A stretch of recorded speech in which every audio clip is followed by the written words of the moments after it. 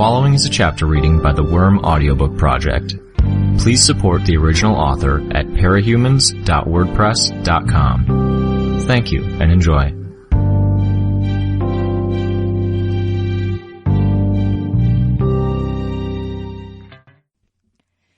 Bentley had been turned on his back, and Sirius had one set of Bentley's ribs in his jaws, pulling. Bitch was holding the other side, tugging on it with her entire body, in an effort to pull it apart. Bastard was chained to a streetlight, lying on the ground with his chin on his front paws. He had shrunk from the size he was before. She's alive. After Bitch had gone incommunicado, I'd worried Burnt Scar had gotten a hold of her. The flesh of the bulldog's monstrous form was decaying, sloughing off and putrefying into a liquid slop over the span of seconds. As the tissues connecting the bones disintegrated, they became loose, bending in place. Bitch was trying to get the ribcage apart before the remainder of the flesh collapsed in on the dog's real body. Found her, I spoke into my phone as I hurried towards her, my rain boot splashing. Yeah. Contact the others about meeting. The pain in my legs made me gasp if I stretched my foot out the wrong way, and each gasp only triggered the pain in my ribs. The air was heated, though there were no fires in the immediate area. The hot, smoke-filled air combined with the pain in my ribs to punish even my shallower breaths. "The fuck you doing here?" Bitch asked. I drew my knife and held it by the blade, extending the handle towards her. Helping. She didn't respond, but she took the knife and climbed partway into Bentley's body to start cutting him out of the protective sack. I stepped in and used my shoulder to help leverage the ribcage open. My legs screamed with the strain, but I could deal with the pain. It would be better to suffer some pain than let Bitch get crushed inside Bentley's chest cavity. She climbed out with the bulldog draped over her arms, falling to her knees the second she was free. She laid Bentley down on the ground. "Is he okay?" She checked. "He's breathing." "Good." Her eyes narrowed. "Don't act like you care." "I do care." "Fuck you. You heard what that psycho whore said and now you think I like you. I don't. I'm not thinking anything along those lines. You're probably already trying to figure out a way to use it against me. Fucking hate people like you. Manipulative, two-faced." "Hey!" I shouted, cutting her off. Sirius growled at me. Bitch brandished my own knife, pointing it at me. "Do you know how much fucking simpler my life gets if I get rid of you?" "It doesn't. You might get the 9 off your case for a few days, but you'd be facing every test after that all on your own. Believe it or not, I'm on your side. I want to help you through this mess. Don't bother. Go. Leave." The knife didn't waver. "I'm not going anywhere unless you're coming with me. Don't get cocky because you think I can't cut you. Don't forget that you can be chewed." I gave Sirius a glance, making sure to keep my head still so I didn't give off any sign of hesitation or doubt. "If you were going to hurt me, you would have done it while Burnt Scar was threatening you. I don't like being told what to do, so no, I wouldn't have." "I doubt that," I thought. "You don't like being told what to do by a stranger, maybe, but I'd bet you'd be happy if you had a stable environment and consistent leadership. If you carry out their tests and join them, they'll be telling you what to do for the rest of your life." "I don't care about the test," she shouted. I could see Sirius tense, ready to attack. "I just want to be left alone." I know the feeling. "You don't know anything." "Screw that." I jabbed a finger in her direction. "Maybe my life hasn't sucked as much as yours did, but I've been there. I've been hounded every fucking day by people who only wanted to make me miserable. Every day. Getting so tense that I'd feel like throwing up in the shower before leaving for school. And I'd have headaches before noon. I spent weeks hiding in the bathroom during lunch breaks because they wouldn't fucking ease up on me. Boo-hoo. I can tell you what I put up with." I shook my head and took a deep breath. I forced myself to calm down before I spoke. "I'm not interested in a pissing contest, Rachel." "Because you'd lose?" She poked the knife in my direction, as if to punctuate her statement. "Because this isn't a competition. And yeah, I'd lose. I'm trying to tell you that we're not that different." She scoffed. God, my legs and feet hurt. My ribs weren't exactly sunshine and rainbows either. I felt like I had to do something to distract myself. If it hadn't been for my legs that hurt, I would have wanted to pace back and forth. Or run. Or something. I tried to focus on Bitch. "Fine. Don't believe me. Here's the nitty-gritty facts then. You're a member of our team. We need you, and whether you like it or not, you need us." She scowled. Don't say you don't. Don't say you could manage on your own. You've seen these guys, and you're not stupid." She looked down at Bentley, putting one hand in front of his snout, as if to check he was still breathing. All you're spewing out of your mouth hole are words. You only want to help yourself. I wish there was something I could have hit. Something I could have thrown. I'd settle for an enraged groan. What is it going to take to convince you? Why can't you understand that I can and have put myself in harm's way for you? That despite all the shit between us and everything we've gone through, you're my friend. You're not my friend. She didn't look up at me as she uttered the words. Fine, I've accepted that, but you're my friend, even if I don't like you half the time. You're my teammate. We're similar. The only difference is that you went through your shit years ago, and I just got through dealing with mine a few weeks after I joined this team. We've travelled down the same paths. Whether you like it or not, we're kindred spirits. We both struggle with the social. I trailed off. Bitch had reacted to something I'd said towards the end there. Flinched, almost. I sighed. This isn't accomplishing anything. I looked at my territory. The plumes of smoke had turned the sky a grey-black in colour, some of which glowed faintly orange with the reflected light of the flowers. The occasional spark floated through the air from one of the fires that burned around the nearby corner. She broke the lingering silence. Coyle told me that people would leave me alone if I got powerful enough, if I had allies, if I had money, if I scared my enemies enough. When was this? Before I joined the Undersiders. He didn't tell me who he was, left me a phone with some cash, then called me a while later. Fucking words that sounded good. Learned my lesson. She spent years on her own, on the streets with only the company of her dogs, running any time a cop or cape came after her. I itched to ask her if she suddenly had an increase in the amount of trouble she faced before she came to Brockton Bay. Trouble that could be precipitated by a certain ambitious supervillain? No, it wasn't the time. You know that joining the Nine would get you the opposite of that. It wouldn't be the kind of power that gets you left alone. It would be a life of being constantly chased, always in the company of people who are 10 times as manipulative and two-faced as you think I am. I know, she spat. She picked up Bentley, then adjusted her grip to touch his nose with one hand. Whatever. Down to brass tacks. I gave her a second to cool down, then spoke. They killed your dog, hurt Bentley, killed my people, and torched my territory. I want to take these fuckers down, no holds barred. And we're going to need your help if we want to pull it off. Screw going on the defensive. You had me at no holds barred, she growled, raising from her crouch. I didn't dare open my mouth, not with the risk of angering her and changing her mind. I nodded instead. Together we limped back to my lair. Every step I took was a chore. Where Gru and I had supported each other, Bitch didn't offer me anything. It bothered me a little. We could have ridden Sirius if we'd cooperated to help each other onto his back. But that wasn't apparently in the cards. My bugs found Genesis a few blocks away, or rather they found something that approximated a blend between a slug and a rabbit. My bugs identified 2 bulbous eyes, 2 tentacles or floppy ears, and a body that hugged the ground. The insects I had resting on the surface of the water could feel it flowing up and to the sides of the slug. A small mouth jetted streams of it at the fires of a building near her. I assumed it was Genesis. Educated guess. One of these days I was going to run up against something strange and assume it was her, only to be unpleasantly surprised. I drew words and symbols with the bugs. Shortly after, the flow of water stopped, and the consistency of her body began to break down. She was on her way back. Charlotte had taken the kids away, so my lair was empty as we made our way inside. Bitch assessed the area, and then headed to the bathroom, going for the first aid kit. Want help? She glared at me. Answer enough. I headed upstairs and stripped my mannequin of the costume I'd largely completed. Then I removed my rain boots and began the torturous process of peeling out of the costume I was wearing. I'd put off investigating the damage in favour of finding Bitch sooner. Removing my mask wasn't a problem, but unstrapping my armour and getting my arms out of the sleeves made my ribs ache.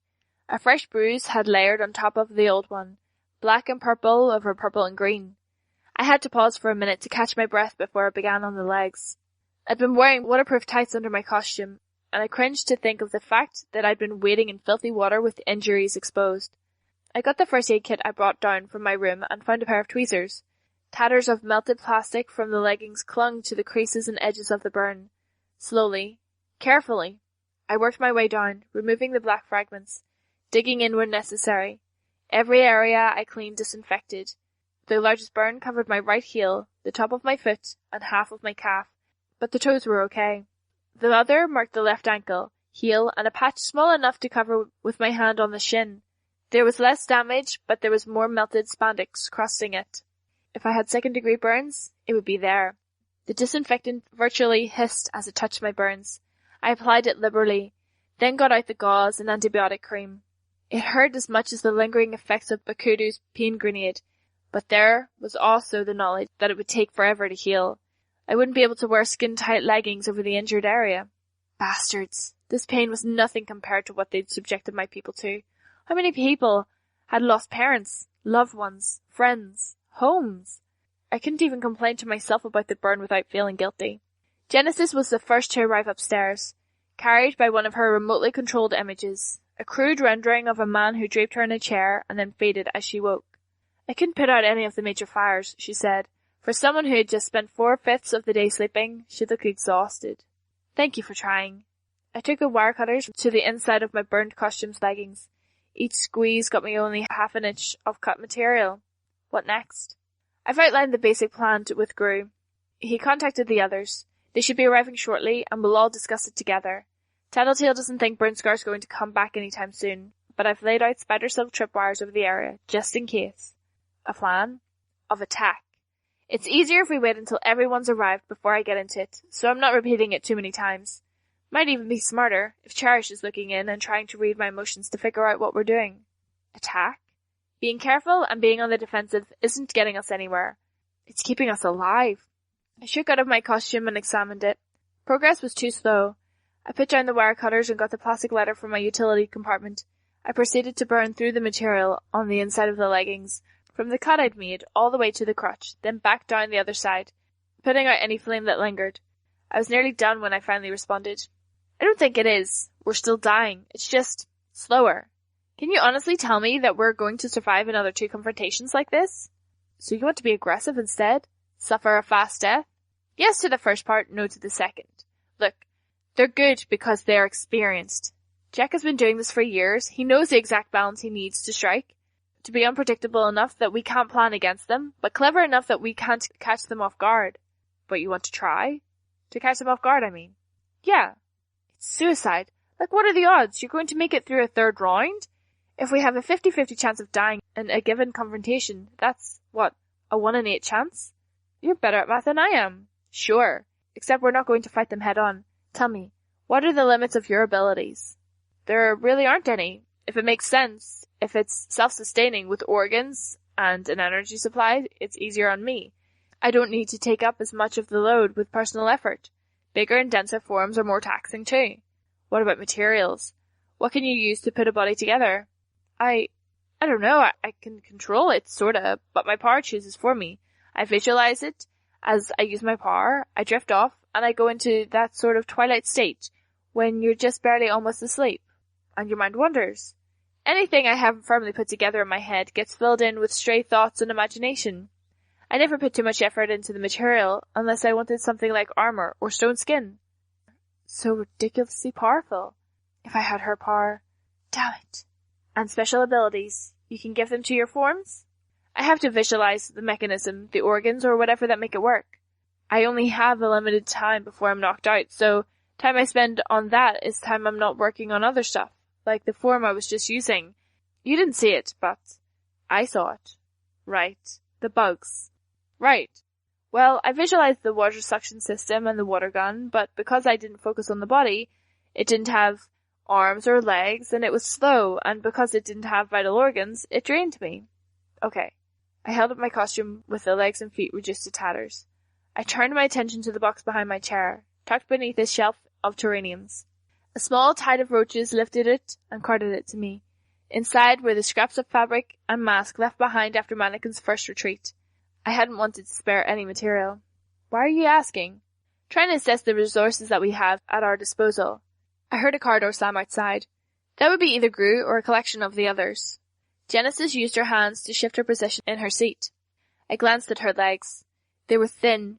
Atrophy. She'd been in a wheelchair for a while. When I looked up, I saw she'd caught me looking. If you have a question, I'd rather you ask than keep wondering. I felt my face heat up, and quickly turned my attention to the fabric of my old costume. I used the roaches to arrange the patchwork on the floor, using the tattered scraps, my spiders crawling from the terraniums to begin connecting the pieces. It didn't have to be pretty. Really. Ask. Were you disabled because of your power? A side effect, or something that happened in costume? She shook her head. I've been in a chair since I was 4. No, if anything, it's the other way around. Other way around? My first thought was trigger event. The second was maybe that idea about people being stronger if they get their powers at a younger age is true after all. As I mentally categorized my musings, I felt them connect with a bunch of other thoughts. Of the 6 travelers, 3 were among the more powerful capes in Brockton Bay that I'd met. In terms of sheer destructive effect, Sundancer and Ballistic were top-notch. Genesis was the top of the line in sheer utility and versatility, and a combatant that could endlessly return to the battlefield with whatever form she wanted, provided that her real body was left unmolested. Topping it off, Noelle was apparently so powerful that she had to be kept in quarantine. Trickster was impressive, if not quite in the same class as his teammates. And I had no idea what Oliver was all about, since he didn't have powers, as far as I knew. How had they come together?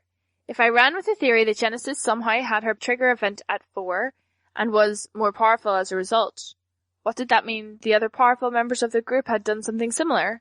If so, how were they connected? Or was I thinking along the wrong lines? My bugs counted the people who exited the car. They were heading through the storm drain. A group.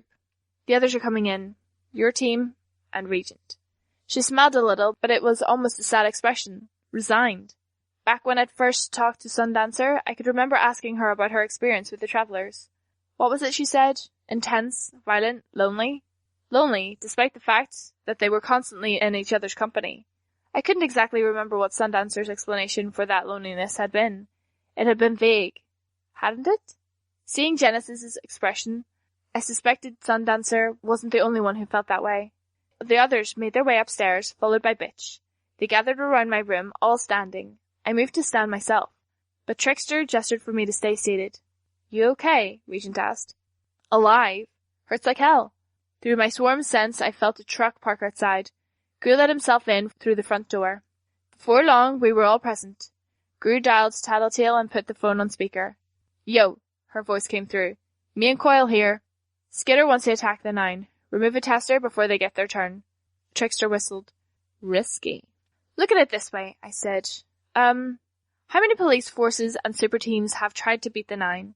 How many divisions of the Protectorate or alliances of Cape teams have tried to beat them?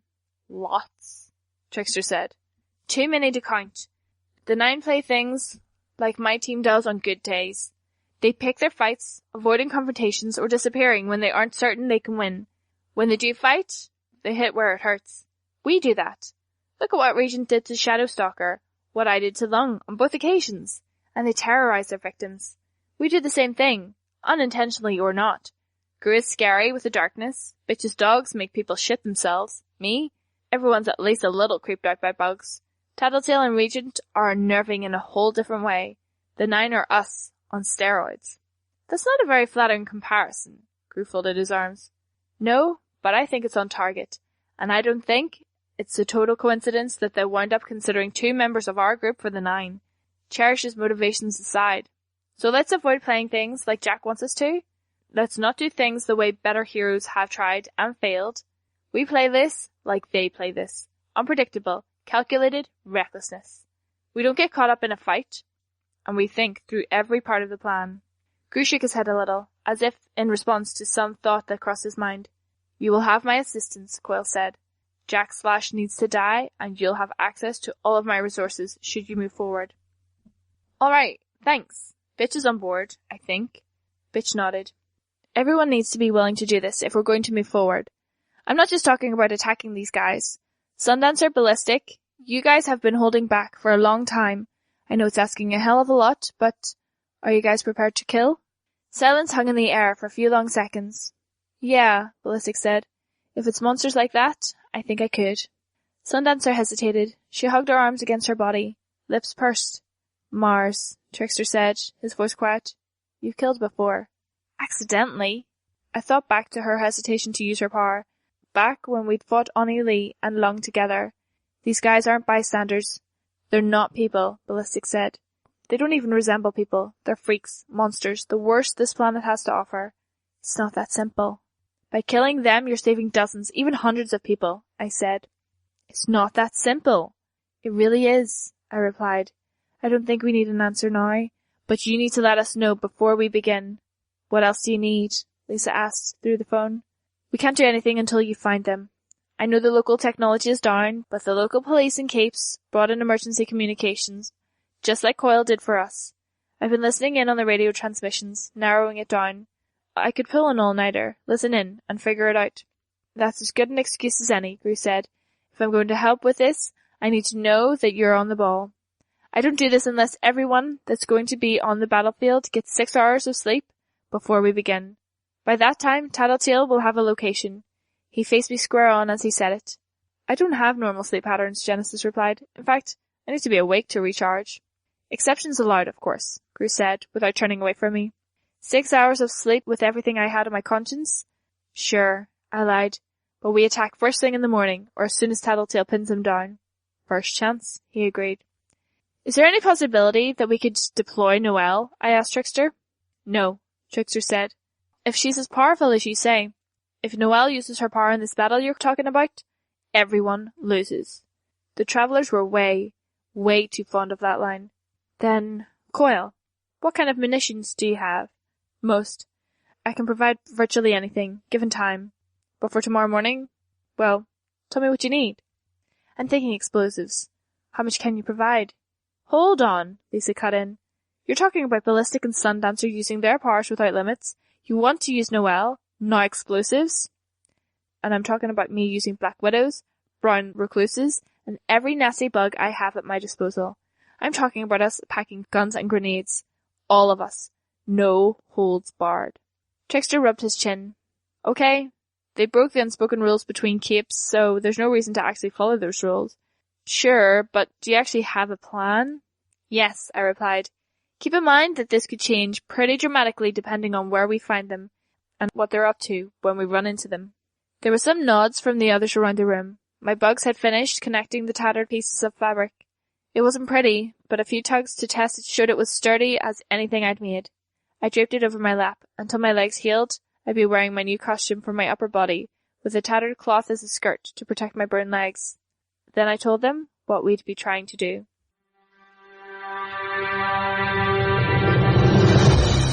Hi, this is Meg. You just finished listening to a chapter from Arc 13, Snare, from the web serial Worm by Tracy McRae. This production is brought to you by the Worm Audiobook Project. If you would like to know more about us, or to volunteer your own services, please check us out at audioworm.rain-online.org. You can download or listen to every chapter directly from our site, or you can find us on iTunes or any podcast app under Worm Audiobook. Thank you for listening.